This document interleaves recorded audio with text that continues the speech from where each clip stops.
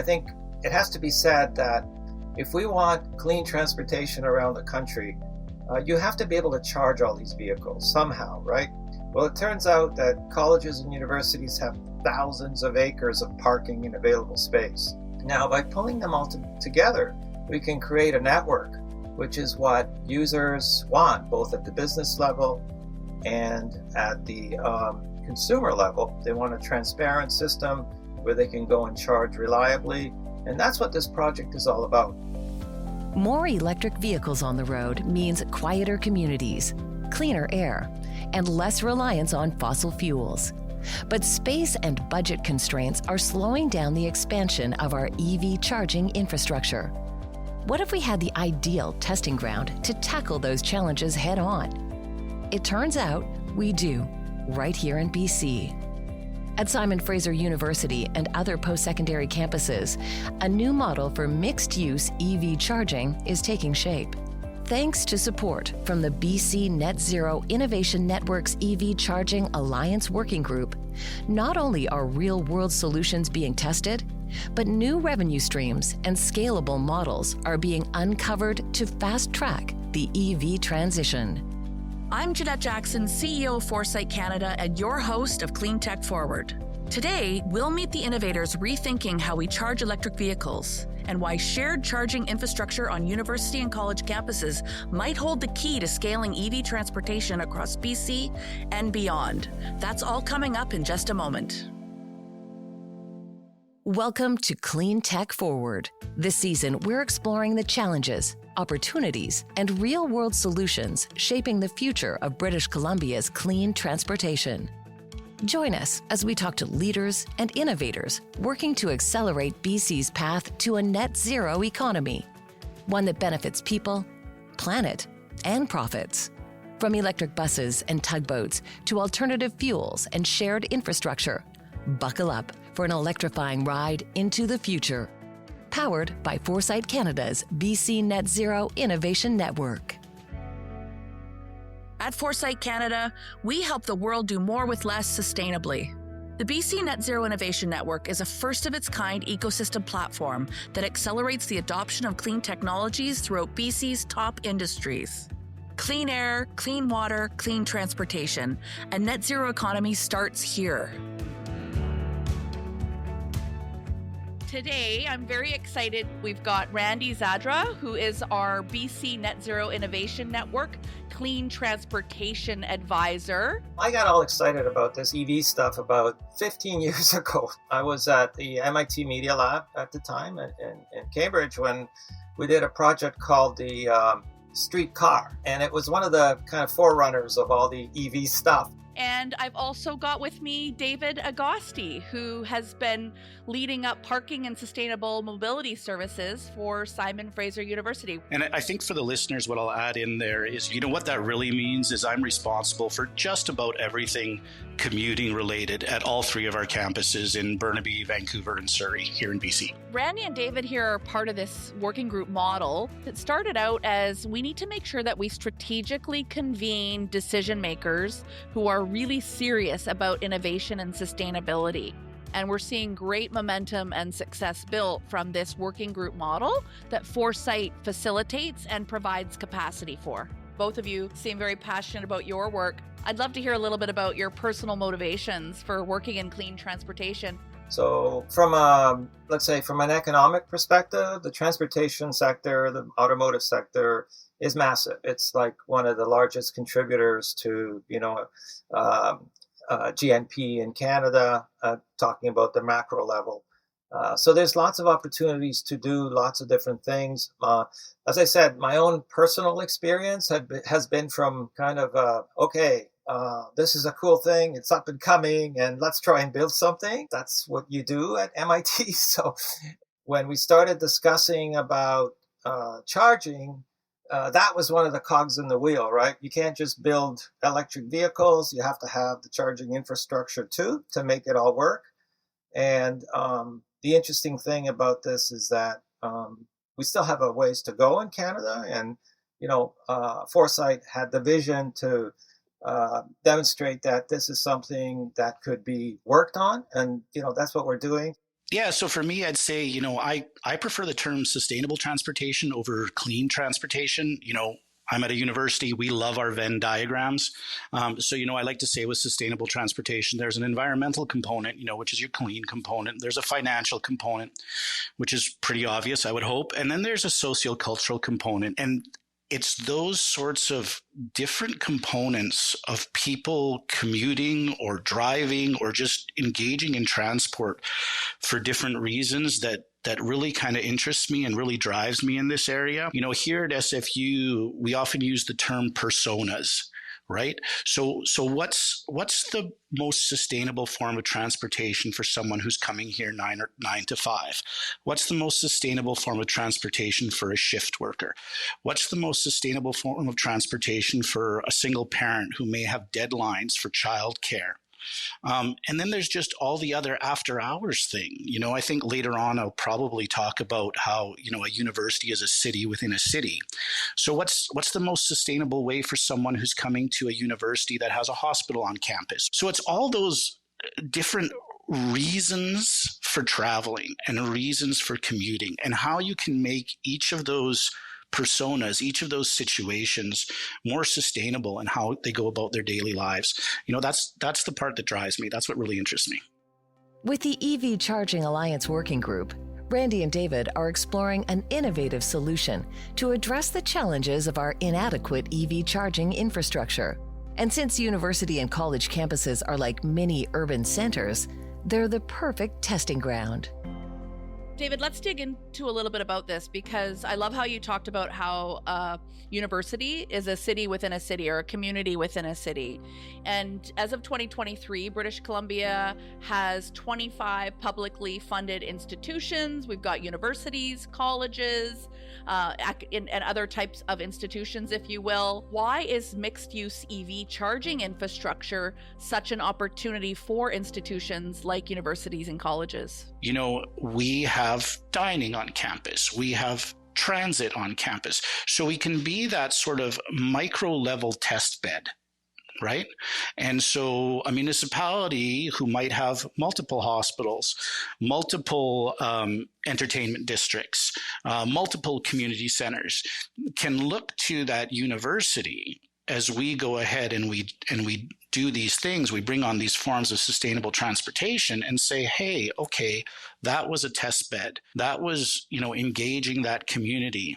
And now we can leverage that up to our municipality as a whole. And then maybe we can leverage that up to the region as a whole. And then maybe we can leverage that up to, the province as a whole. So I think that's a really important thing that universities have been able to do. And I won't hog the airtime. I'll throw it over to Randy, but I haven't even really mentioned, the research piece of us being not just that test bed in terms of consumer behavior and experience, but also in terms of data and open data that other people can look at. Randy, over to you. I mean, maybe you can talk a little bit about, the role these innovation sandboxes play beyond the innovation sandbox. The innovation that happens in universities, including SFU, is critical to make this happen.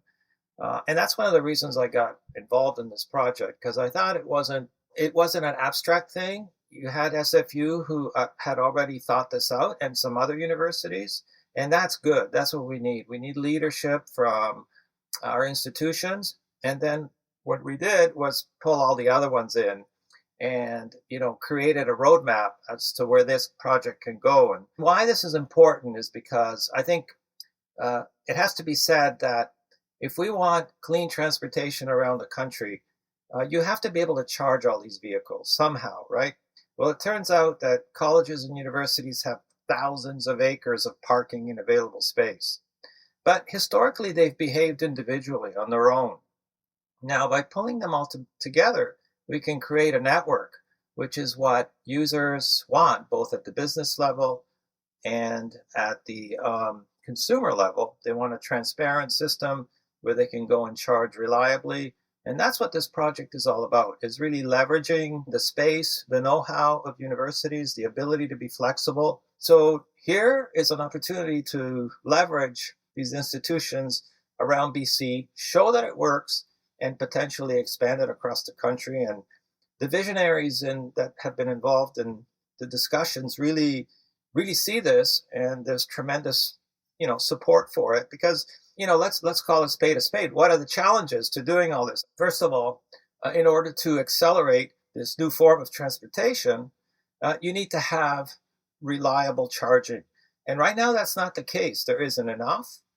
It's not sufficiently reliable, and it's not sufficiently cost effective. So these are some of the challenges we're trying to address in this project as well. So it's really a unique opportunity. I think EV charging right now, EV adoption, all that sort of stuff, and I'm going to date myself here, is really at a VHS or beta moment. Where we decide how that industry and how the adoption moves forward, because I do think there is a necessary cultural change and philosophical change about how you think about transportation. For me, I like to try and hammer home it's not about fueling, it's about parking. And my lovely partner always waits until her car has been on the little empty, the little light comes on in her car before, and a couple of days later, she thinks about maybe fueling up. And I can see you chuckling, so I'm guessing, Jeanette, you might possibly be somebody like that. I used to be until I went electric. Well, yes. and that's exactly my point, right? You cannot be that person with an electric vehicle. And I would further say today with a gasoline powered vehicle or what have you, right? Fueling is a task, right? I'm going to work and on the way home, I will stop for fuel. I'm going to Costco and on the way there, I will stop for fuel. To be successful, and to now circle back to your question, what this EV charging alliance can offer. To be successful, it can't be about fueling. It has to be about parking. It has to be about multitasking, right? So while you are at work, your car is fueling up. While your kid is at a 6 a.m. hockey practice, your car is fueling up, right? While you are eating dinner or at Costco or at the shopping mall, your car is fueling up. Because you're plugged into a charger. And, that's where I think this EV Charging Alliance comes in. That's where we bring back in that a university or a college is a city within a city. People are coming here at different times of the day, on different days, for different reasons. And within all of those reasons, they can be plugged in and charging and fueling up. So I think that's really what this EV Charging Alliance brings. In the case of SFU's Burnaby campus, right across the street are, 10-year-old townhouses and apartments that are what are generally referred to as garage orphans, right? They don't have charging in the building, but they can just come across the street and charge at my facilities. So we're the same, but we're different. But in that difference, we can meet the needs of so many different stakeholder groups. Businesses that rely on vehicles to deliver goods are also stakeholders in this ecosystem. Transitioning to electric helps them save on fuel costs, but they also need access to convenient charging options to make it work. We've all seen those white cars or little vans dropping off our Amazon purchase order, right, down our street. All of those business fleets are also transitioning to EV. And the reason they're transitioning to EV is, sure, they want to be good corporate citizens, but those guys spend about $2,500 or more on average for gas each month. So if you start doing the math, it makes great sense for them to transition to clean technology. That's the first add-on I'd like to make to David's comments. There's a real need on the business side as well for those kinds of guys. And the cool thing about that is that colleges and universities' parking lots are empty at night, and that's when those guys need to charge, typically for 7 or 8 hours, right? They're working during the day, and they need a place to go and charge their the little vans that they have to do all, and there's a whole bunch of those companies. It's clear that the collaborative charging model being developed by Randy and David and the EV Charging Alliance is more than just promising, it's practical. Creating a network of mixed-use EV charging hubs could unlock real benefits for surrounding residents, businesses, and institutions that keep communities moving along. Universities and colleges are an ideal testing ground. They have the space, the users, and the momentum. But the reality is, installing charging infrastructure is costly and complex. How can we fund and scale promising mixed-use EV charging models, and who else needs to be at the table to turn this model into a movement? First, let's look at an untapped resource with major potential: carbon credits. Maybe we want to have a little bit of a chat about carbon credits, because BC is uniquely positioned on carbon credits because it has two types of credits. Without getting too technical, this is money that comes to the service provider, if you will, at the end of the year for delivering clean fuel, essentially. And there's two types. There's a BC carbon credit, and there's a federal carbon credit. And just to kind of cut to the chase, one of those electric vehicles that, those white things that come down your street, if those guys charge every night at, say, David's facility, they would generate $17,000 per vehicle on average of carbon credits.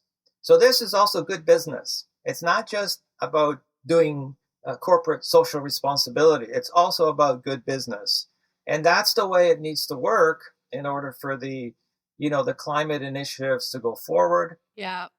No, this is really interesting. I mean, at the end of the day, what we're trying to do is show that innovation or new ways of thinking, in this case, new ways of fueling, we're optimizing the value of infrastructure and assets. Right. And turning sort of the net zero transition into good business, making sure that everyday decision makers, whether you're managing a fleet or, like you, David, you and your, the institutions trying to move people around as fast and efficiently as possible, there's other economic and social opportunities, that are tied to that.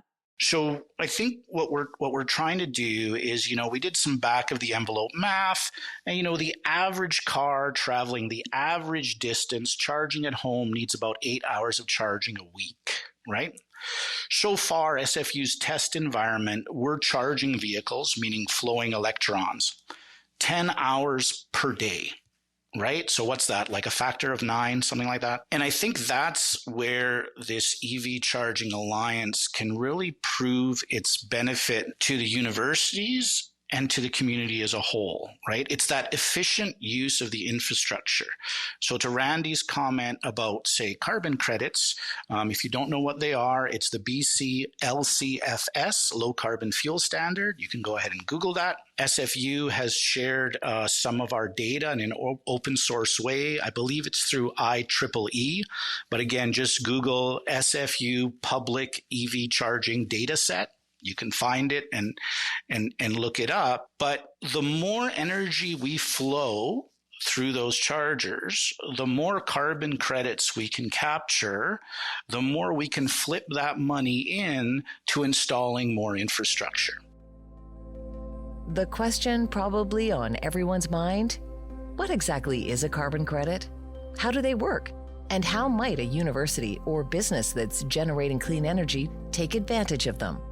Something that the common, consumer or, person using transportation might not understand is that there are carbon credit opportunities available individually for fleets and for building infrastructure and broadly the province when it comes to capitalizing infrastructure.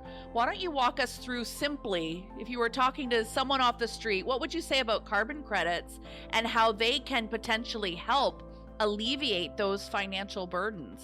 Yeah, that's really critical, because I have to say, there's a huge lack of awareness. And even in this project, we found that the majority of the universities were really not aware of carbon credits or how they work or how it's money in their pocket, which is sad because, this is a time when they really need revenues. And so, okay, let's start with the concept of what's a carbon credit, right? So first of all, a carbon credit, let me tell you what it is not. It is not a government subsidy. Okay. And many ministers in other provinces think it is, where it is not. A carbon credit is revenue that comes to an entity that delivers clean fuel at the end of the year, and that money comes from an exchange. And so you have the big polluters, the big emitters who have to pay into the exchange. Carbon credit is not a subsidy from the government. It is revenue that comes from this market, from the carbon market that's created by large emitters contributing because they have to, and people who are delivering clean fuels are benefiting. The formula for how to calculate it is very technical. Obviously, we won't go into that, but that's something that we recommended we do as part of the project, is that we train, maybe Foresight could take this on, we could train the colleges and universities who are not aware of this to really ramp up and really understand what role carbon credits play in the business opportunity, because it's significant. I mentioned earlier what you could get from an electric delivery vehicle if it was fueled every night for 265 days a year. It's really significant. And BC, along with Quebec, are two provinces which have this dual carbon credit structure, because there are two types. There are provincial ones and there is a federal one. Two levels of carbon credits that clean fuel suppliers can avail themselves of. And it's happening. I think, David and his team at Simon Fraser has done a great job starting to get those carbon credits, but many others can also avail themselves of that in terms of building it into their business plan, because it makes a huge difference. So, David, do you want to chime in on these sort of tradable assets? Yeah, so I'll use another movie reference, Trading Places with Eddie Murphy and Dan Aykroyd. They were selling pork bellies. Yeah. So us, the purveyors of the electricity as fuel, we are the sellers of the pork bellies, and the other corporate institutions like refineries and so on and so forth, they are the buyers of the pork bellies. The unfortunate thing is that it is a little bit of a Wild West. It's not actually a trading market. You have to literally pick up the phone and call the people listed as buyers and say, will you buy my stuff? And the federal program, CFR, you qualify differently than the provincial program. And I won't go into all the details, but that's also one of the things that the EV Charging Alliance is trying to solve, is to make sure that, we qualify for both, because you qualify in different ways. The last thing I would say is a lot of people have probably heard about challenges at the university level with funding and international students. Yes, absolutely, this is a revenue stream. But, over time, these carbon credits are probably going to go away, right? Over time, we're going to be in a completely clean fuel environment.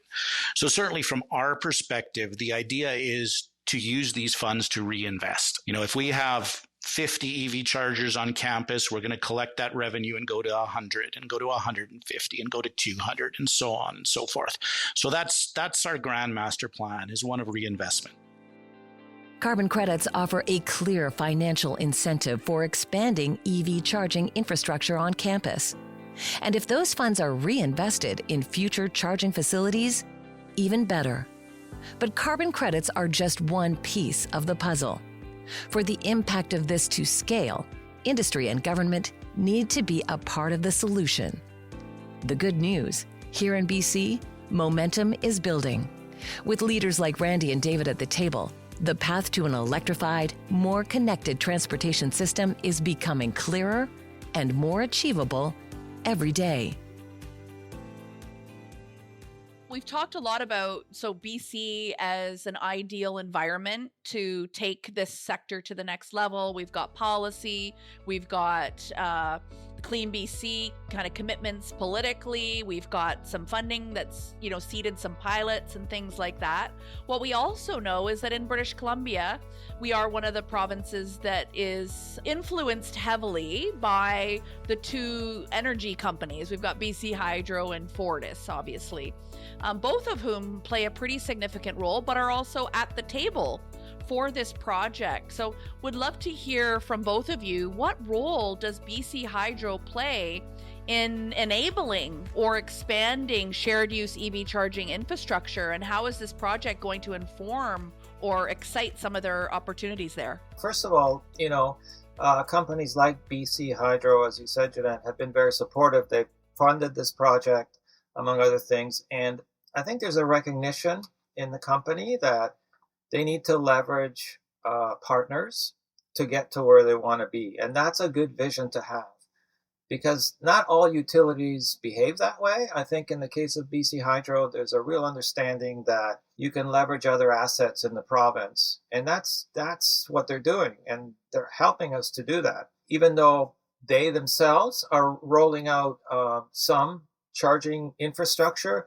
They understand that complementary infrastructure is also needed. So that's the kind of strategic understanding that's needed. Bottom line is BC Hydro, Fortis, again, it's the cultural, the strategic understanding that they need to play a very important role in this sector. And in BC, they're very uniquely able to do that, unlike some other places in Canada.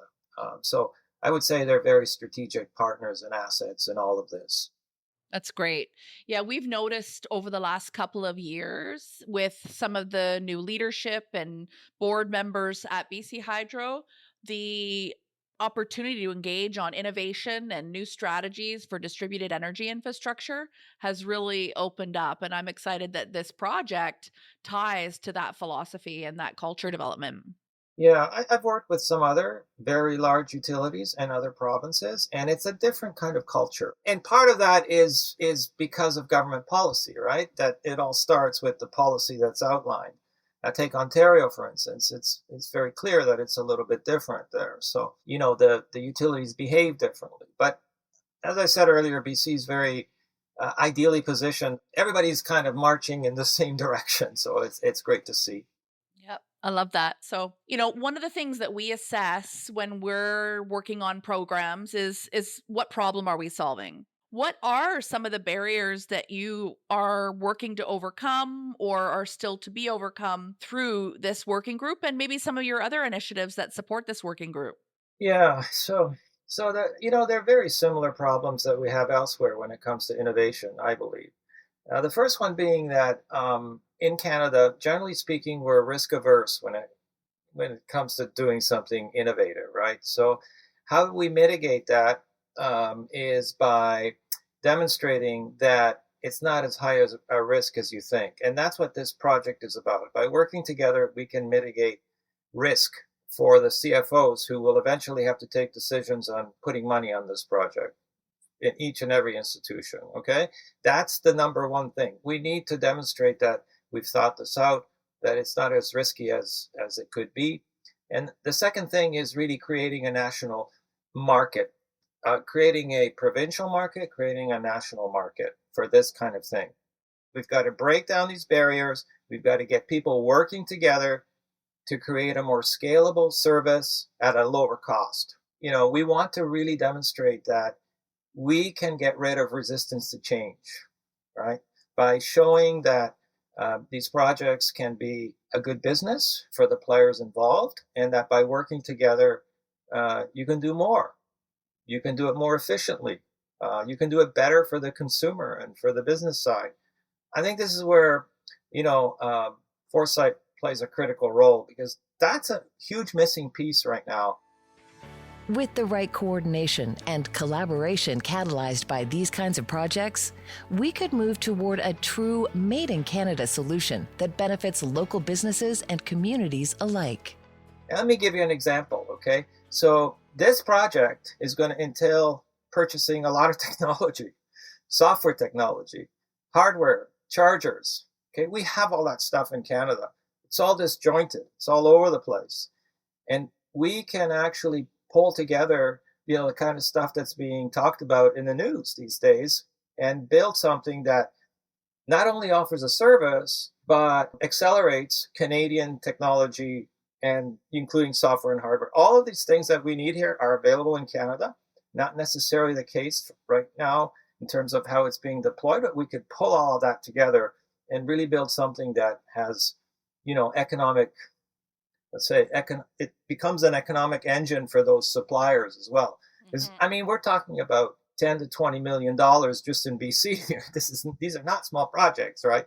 And then across the country, it's probably going to be 100 million plus if we do this. So in order to scale in a good way, we need to bring all these pieces together, find Canadian suppliers, bring them into the picture. And then we haven't talked about subsidies. Whether it's California or the US or Canada, this is a sector that has been subsidized by government programs, right? To the tune of about 50% of chargers and software that's going in. That will continue to be the case. Those programs will continue going. And so that's an important element as well. Both in BC, there's numerous programs available for providing public subsidies as well as the national level. And David has done an awesome job. We meet regularly with all the funders for this and kind of lining them up because they have a huge role to play as well. But I think one of the unique things about this project is that if we can scale it, that also becomes, an economic development project. It's not just a subsidy to put 2 chargers in the local library. So aggregating demand, creating a scaled up project has a number of other implications for economic development, which we haven't yet leveraged, frankly. And that's one of the unique things about this project. It's really amazing. That's why I got excited, actually, because it's, you can pull all that stuff together and, kind of meet multiple objectives at the same time. You can help Canadian companies who are providing technology. You can deliver a great service. You can make money for the colleges and universities. These are pretty unique aspects to any project. Like, it's not often that you get that kind of thing. Yeah, and I think that's because of the nature of the BC Net Zero Innovation Network. It's an ecosystem approach, to innovation or problem solving, if you will. It's really about deploying technology to get it at scale so that it's exportable, and it's exportable not just as a one-off company, but as a turnkey solution for other markets. And I think sometimes what we see is you've got a whole bunch of independent companies going after markets, and one solves this piece of the value chain and another solves this piece of the value chain, and they're not working together.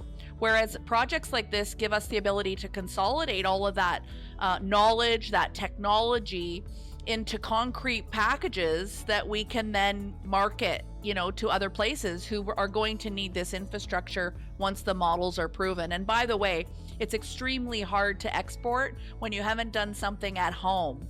And so I applaud, SFU and the other partners in the working group for being really open and embracing that there might be a little bit of risk, and that's okay. Risk is good. We're going to learn along the way. It's not going to be perfect. We're going to find out which technologies make sense, which aren't going to be, applicable here.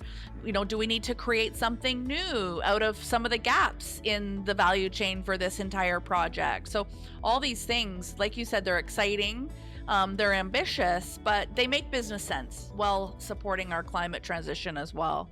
Yeah, so I'll throw an ask into this, and it's this is sort of directed towards the funders. And I mean, if you look at a project like this, right, there are 6 or 7 major steps to the project, right? There's, say, a business analysis, a business case where you look at what your parking supply is, who the stakeholders you could service are, right? Then you're doing, an electrical engineering assessment or something along those lines. Then, you're doing the installation, you're getting the EV chargers, then there's a whole software piece, both customer facing and back end. Then there's a whole further contractual piece. Are you working with light duty fleets? Are you working with stratas? And then there's, I think the IP, the intellectual property portion of it, where you're developing manuals and playbooks so that, you can leverage this across other provinces, other campuses, that sort of thing.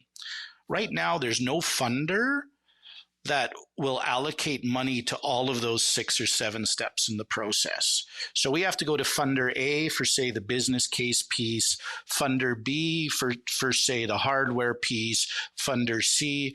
So, I mean, that's one of the challenges we're facing moving forward. And it's why we're trying to get and have succeeded, actually. I do have to give the funders, both the government agencies and the NGOs, credit for this. They have been really interested in sitting in the room and trying to figure this out. But, at the end of the day, some of that is politics and policy, and we'd really like to see that solved. The other thing is, there's a springboard to the whole made in Canada, developed in Canada piece, right? So right now we've just talked about those 6 pieces that I've mentioned, and there are people in Canada that do all of those things. But we're already blue skying other things we could do. So a simple example is right now it goes power supply, meaning from hydro to the EV charger to the car, right? You could go power supply to battery to EV charger to the car. And for hospitals and universities, could that eliminate the need for backup diesel generators? Could that mean that we're drawing power from the grid at low demand times? Because for organizations like hydro, it's not just how much power you need, but when you need it. So we have this plan and this concept now, but we're also fully realizing that there's an ability for researchers and entrepreneurs within Canada to take that to step 2 and to step 3 and to step 4. That's one of the things that really excites me as well is, we don't need to stop here. We can keep going. Thank you to Randy Zadra from the BC Net Zero Innovation Network and David Agosti from Simon Fraser University for joining me today, sharing their passion and showing us how collaboration and momentum are moving our communities forward sustainably. We have serious activators in the ecosystem ready to trial and deploy technology pathways that are not only a benefit to that community, but communities around the world. And not only that, it's a repeatable model that can be applied to many other sectors and situations. So I hope that everyone got a real taste on what we can do if we've got working groups in action.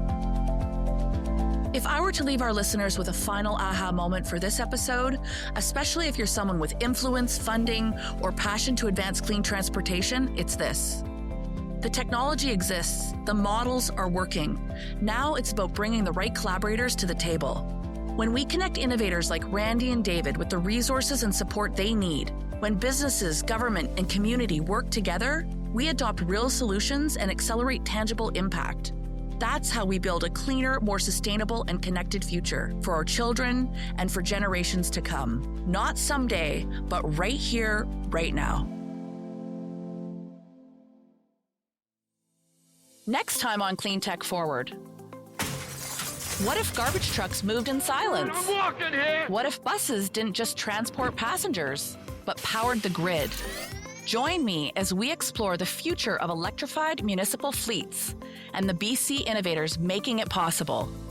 Be sure to subscribe so you don't miss it. Cleantech Forward is fueled by Foresight Canada's BC Net Zero Innovation Network, powered by Pacific Economic Development Canada and the Government of British Columbia. Learn more about how BC is driving the future of clean transportation at foresightcac.com/British Columbia.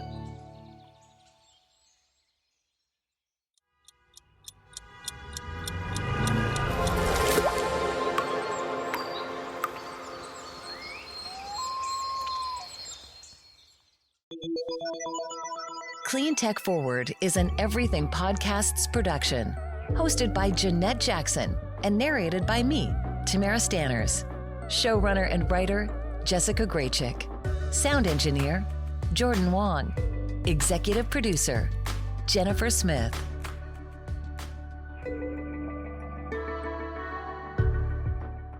Another Everything Podcast production. Visit everythingpodcast.com, a division of Pattison Media. Subscribe wherever you get your podcast.